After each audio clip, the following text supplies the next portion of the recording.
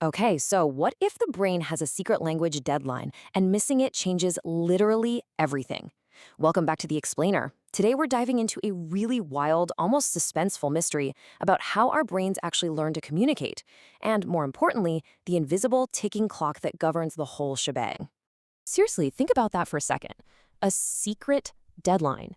It sounds, I don't know, like the plot of some sci-fi thriller, right? But it's actually one of the most fundamental, hard and fast rules of human biology. You see, early on in life, the toddler brain is basically a language vacuum cleaner. I absolutely love that description because, well, it's just so true. Kids just wander around totally oblivious, absorbing every sound, every syllable, and yep, every accidental bad word you might drop in traffic.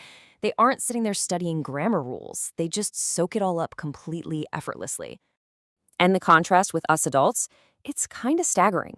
Childhood language flows so naturally.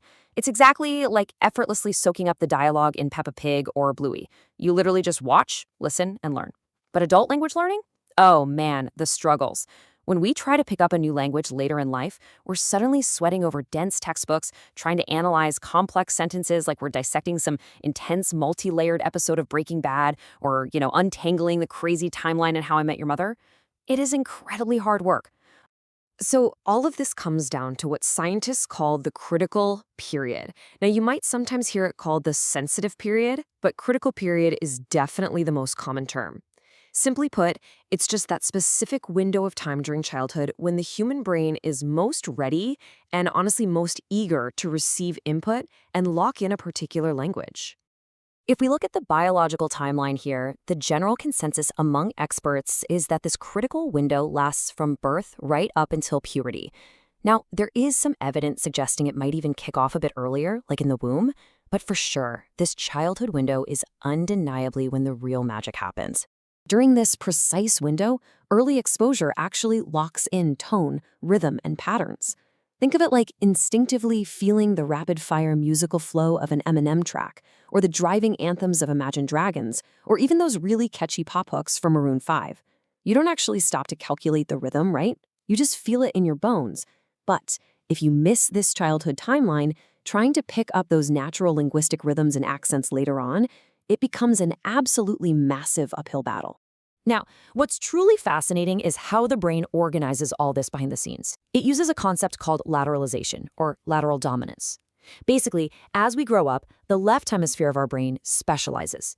It steps up and takes charge of language. Meanwhile, the right hemisphere handles more of your general processing. And here's the kicker. This specialization, this, setting up of your brain's language software, happens exactly during that childhood critical period. Which brings us to the big rule. And trust me, it is a strict one. Without adequate linguistic input during the critical period, learning language later becomes almost impossible. Let me repeat that because it is absolutely crucial. If the left brain doesn't get its language programming during childhood, that specific facility essentially shuts down for good. To understand just how absolute this rule really is, we have to look at a highly unusual anomaly that proved it. Now I want to shift the tone here for a moment. We need to discuss a very tragic but scientifically an incredibly important case. It's about a girl known to history as Genie, who was discovered in Los Angeles back in 1970. When Genie was finally rescued, she was 13 years old. And her story is, well, it's absolutely heartbreaking.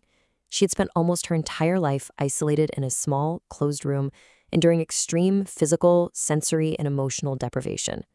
Because of this horrific abuse, she had virtually zero normal language input during her entire critical period. So, from a purely scientific perspective, this meant her biological window for language acquisition had passed entirely without the necessary stimuli to wire up her left hemisphere. Obviously, when she was first brought into care, Jeannie couldn't speak at all. But offering researchers a real glimmer of hope, she actually made some initial progress. She began to respond to speech, she tried to imitate sounds, and she successfully learned a fairly large number of English words. She even went through some of the normal early stages of child language acquisition, which completely amazed the researchers working with her.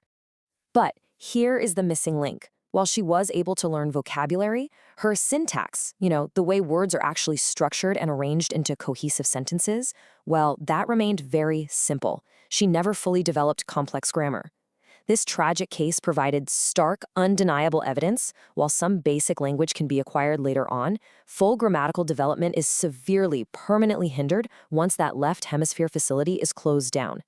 Now, prepare yourselves for a massive scientific twist. Later tests demonstrated that Genie had zero, I mean no, left hemisphere language facility whatsoever. It was completely 100% shut down. So this raises a burning question. How on earth was she able to learn any part of language, even just those basic vocabulary words?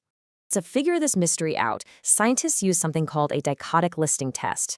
It's actually a pretty simple, clever test. Basically, different sounds are played simultaneously into each ear to see which side of the brain is processing them. Typically, because language is processed in the left hemisphere, most people favor their right ear for words. But Genie showed a very strong left ear advantage for verbal signals. And this revealed an absolute game changer. Because her left ear was dominant, it meant Genie was actually using the right hemisphere of her brain for basic language functions. Think about that. When the usual language pathway on the left side was completely blocked off because she missed that critical period, her brain incredibly instinctively found a workaround. So, what's the bigger picture here? It's actually incredibly empowering. Yes, the critical period is very real, and the left brain is definitely our primary language center. But Genie's case showed the world that language capacity isn't just rigidly limited to one or two specific areas. It's actually based on vast, complex connections extending throughout the entire brain. The human brain is just far more flexible, adaptable, and remarkably resilient than a simple one-language area story. All right, let's see how much of that language vacuum cleaner power you've still got. It is pop quiz time. Let's test your brain right now with 3 quick questions. Number 1, what is that childhood language window called? Number 2, which brain hemisphere normally specializes in language? And number 3, which side of the brain did Genie surprisingly use to learn her words? Drop your quiz answers in the comments right now, and let's see who got a perfect score. Honestly, understanding the critical period changes everything about how we view human connection, and it leaves us with one final, fascinating thought to ponder. If the human brain can literally rewire itself to find language in the dark, what other hidden backup systems are just waiting inside our minds? Keep soaking up knowledge, stay curious, and I will see you in the next explainer.